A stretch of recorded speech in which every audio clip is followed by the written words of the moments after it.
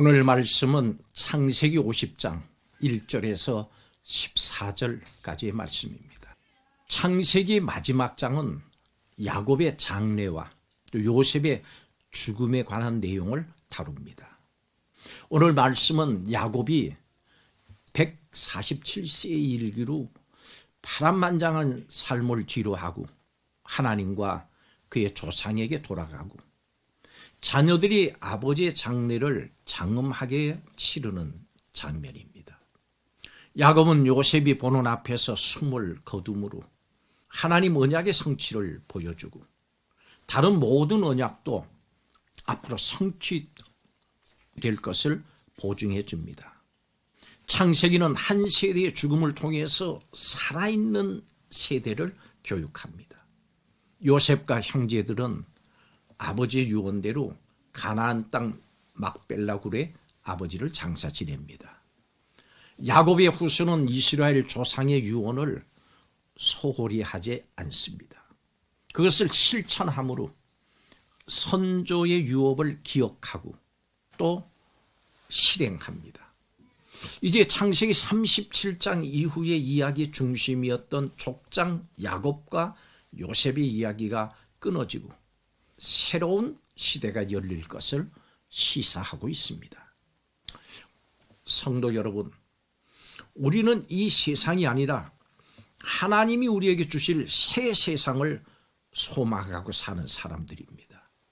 이런 소망을 가진 사람은 이 땅에 살면서도 마치 이미 천국에 있는 것처럼 살아갈 수 있습니다. 사람의 죽음 앞에서 우리가 가져야 할 자세를 오늘 말씀을 통해서 함께 살펴보겠습니다. 첫째로 우리에게는 약속의 땅이 있습니다. 파란만장한 삶을 살았던 야곱이 죽자 요셉은 바로에게 가나안 땅으로 가서 야곱의 장사를 치룰 수 있도록 청합니다. 애굽에는 좋은 매장지가 없었을까요? 왜 야곱은 그런 유언을 했고 왜 요셉은 그의 뜻을 따라서 가나안 땅으로 올라가려고 하는 겁니까? 그 이유는 가나안 땅이 하나님의 약속으로 주신 땅이기 때문에 그렇습니다. 야곱과 요셉은 가나안 땅이 하나님이 주실 약속의 땅, 소망의 땅임을 확신히 믿었습니다. 그렇다면 여러분, 여러분의 약속의 땅은 어디입니까? 혹시 살기 좋았던 애굽과 같은 이 세상입니까? 애굽은 가나안 땅에 살던 사람으로서는 상상할 수조차 없는 웅장한 그런 곳입니다. 피라미드 같은 건축물을 가나안에서는 찾아볼 수 없습니다. 가나안에 살던 사람들은 애굽의 그 위험 앞에 압도될 겁니다. 그렇지만 애굽에 내려간 야곱의 모습을 보십시오. 그는 바로 앞에 처음 설 때부터 겸손했지만 또 당당했습니다. 47장 7절에서 10절까지를 다시 한번 읽어보겠습니다. 요셉이 자기 아버지 야곱을 인도하여 바로 앞에 서게 하니 야곱이 바로에게 축복하며 바로가 야곱에게 묻되 내 나이가 얼마냐? 야곱이 바로에게 아뢰되 내 나그네길의 세월이 130년이니이다.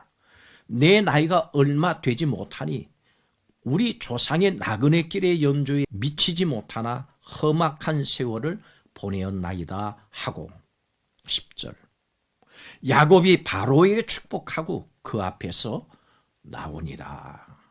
아멘. 이 말씀을 보면 야곱은 눈에 보이는 것에 현혹되지 않았습니다. 야곱은 그의 후손이 애굽에서 400년을 살면서 눈에 보이는 것에 현혹되지 말라고 가르칩니다.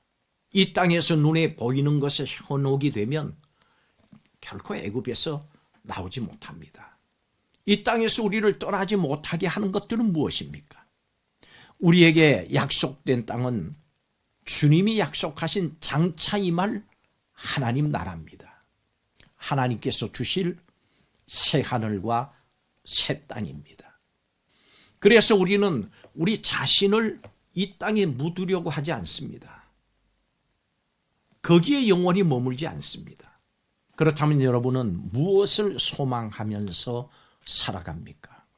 오늘도 이 땅이 아니라 하나님의 약속의 땅, 하나님의 나라에 대한 소망으로 사시기 바랍니다. 두 번째로 우리는 애통함도 이겨냅니다. 창세기는 야곱의 장래 행렬을 통해서 이스라엘 자손들이 걸어갈 길을 보여주면서 하나님의 길을 걸어가라고 후손에게 가르칩니다. 이제 장래 행렬이 가나안 땅에 도착하니까 모든 사람이 울면서 애통해야 합니다. 비록 믿음으로 살고 소망 가운데 죽었습니다마는 이 땅에서의 죽음이라고 하는 현실이 앞에 있기 때문입니다. 그렇습니다. 이 세상에는 질병, 이별, 노쇠함, 좌천, 경제적인 어려움, 죽음, 이런 많은 고통이 있습니다. 왜 사람이 병 때문에 끝내 죽습니까? 왜 사탄의 미혹에 넘어지고 낙심합니까? 이 땅은 하나님의 나라가 아니기 때문에 그렇습니다. 그러므로 성도는 장차 완성될 하나님 나라를 마음에 늘 소망하면서 살아야 합니다. 그 하나님 나라에는 애통과 눈물이 없습니다. 하나님이 모든 눈물을 친히 닦아주시기 때문입니다. 지금 여러분에게 애통함이 있습니까? 하나님께서 닦아주실 겁니다. 다시 그 소망을 붙잡으십시오. 하나님 나라를 소망하면 이 땅의 고난과 슬픔을 능히 이겨낼 수가 있습니다. 40일이 향으로 처리하는 데는 인할수가 걸림이며 70일 동안 그를 위하여 곡하였더라. 야곱이 세상을 떠났습니다. 요셉은 애굽의 장래 예식에 따라서 부패를 방지하기 위해서 시신에 향재료를 넣습니다. 이것은 인생의 향기를 우리에게 떠올리게 합니다. 사람은 누구나 악취든 향기든 그 흔적을 남깁니다. 야곱은 욕심쟁이와 사기꾼으로 죄를 범했지만 하나님의 복을 정말로 갈망했고 하나님을 신뢰했습니다. 그가 남긴 12명의 아들들은 이스라엘을 이루었고 한 아들은 인생의 마지막을 영화롭게 만들어줬습니다. 그의 죽음을 애도하는 기간이 70일이나 됐다고 하는 것은 애굽 사람들이 그를 어떻게 생각하고 있는지를 우리에게 잘 보여줍니다. 쉽게 잊혀지는 죽음이 있는가 하면 많은 사람이 오래도록 회상을 하면서 그리워하는 죽음이 있습니다.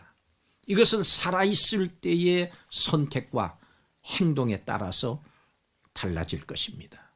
우리는 다른 사람의 죽음으로 인한 애도 속에서도 향기나는 삶의 주인공이 되기를 다시 한번 다짐하고 소망해야 합니다. 마지막 세 번째로 우리는 이미 소망을 누립니다. 야곱은 하나님께서 가나안 땅을 주실 것이라고 하는 믿음으로 아브라함이 산 그 막벨라 굴에 묻힙니다. 그것은 어떤 의미입니까?